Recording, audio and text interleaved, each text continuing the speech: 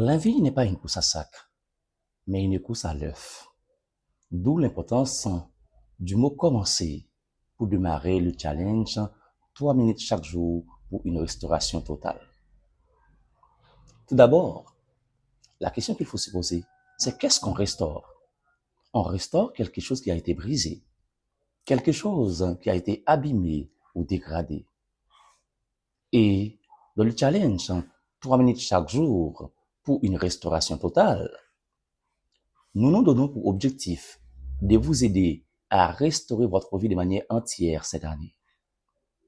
Commençant par votre restauration spirituelle et émotionnelle, car tout se joue dans le mental, passant par votre restauration relationnelle et sociale, financière et autres.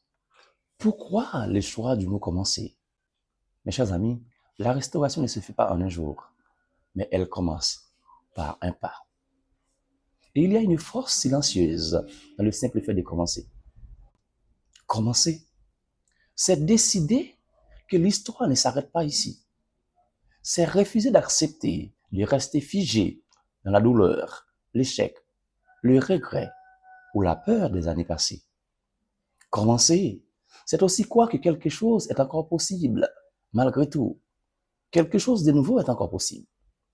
Dans Joël, chapitre 2, verset 25, Dieu dit, « Je vous restituerai les années qu'ont dévoré les sauterelles. » Mais cette restauration commence par un cœur qui revient, qui s'ouvre à la restauration. Je comprends que tu ne te sens pas prêt pour commencer.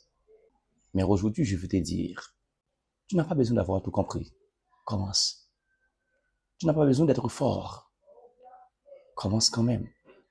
Tu n'as pas besoin d'être prêt. Commence avec le peu que tu as. Aujourd'hui, commence. Même timidement, commence ton chemin vers la restauration. Et souviens-toi toujours que tout se joue dans le mental. Pour rester connecté avec nous, je vous prie d'abonner et d'activer la cloche de notification. Et restez motivé dans ce challenge. 3 minutes chaque jour pour une restauration totale. Commence. Car tout grand voyage, même le vol d'un oiseau, commence par un simple petit pas. Commence.